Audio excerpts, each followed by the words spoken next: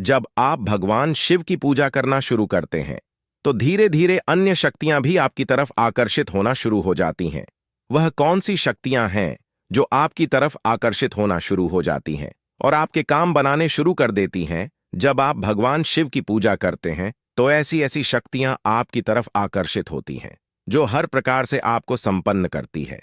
चाहे वह आपका धन धान्य से जुड़ा कोई मामला हो, चाहे वह स्वास्थ्य से हो, चाहे वह आध्यात्म से जुड़ी कोई शक्ति हो, सभी चीजों से आपको संपन्न करती हैं।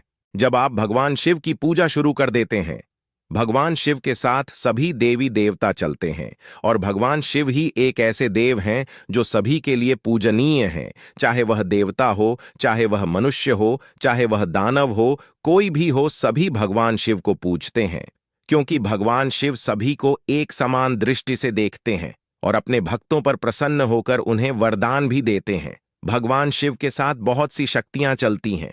जब आप भगवान शिव को नित्य स्नान कराते हैं, उनके ओम नमः शिवाय मंत्र का नित्य जाप करते हैं, तो भगवान शिव की कृपा से, उनके मंत्र जाप से ऐसी ऐसी शक्तियां आपके साथ चलने लगती हैं जो आपके समस्त कार्यों को बनाती हैं।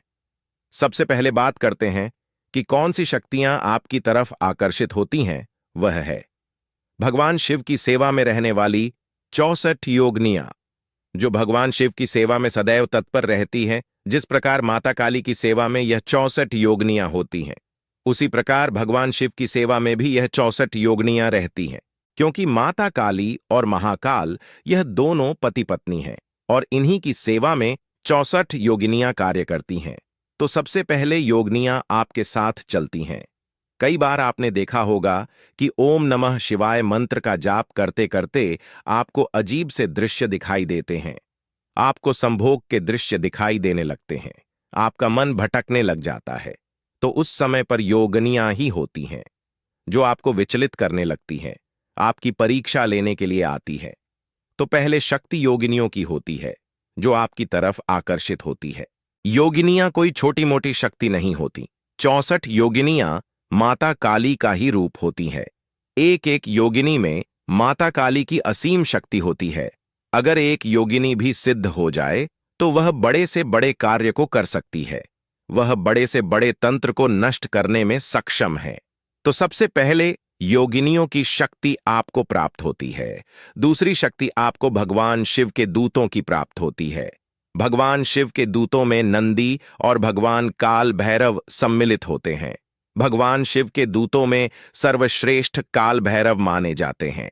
पहले आपको छोटे दूतों की कृपा प्राप्त होती है, जो आपकी परेशानियों को खत्म करते हैं, आपको मार्ग दिखाते हैं, और धीरे धीरे आपको भगवान काल भैरव की कृपा भी प्राप्त होती है।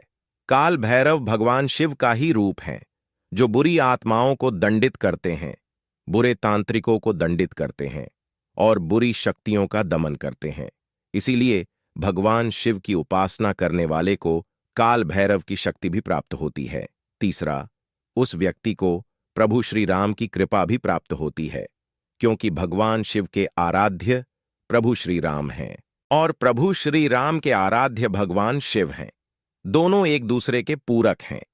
अगर आप श्री राम नाम का जाप करते हुए भगवान शिव को स्नान कराते हैं, तो इससे भगवान शिव शीघ्र ही प्रसन्न होते हैं।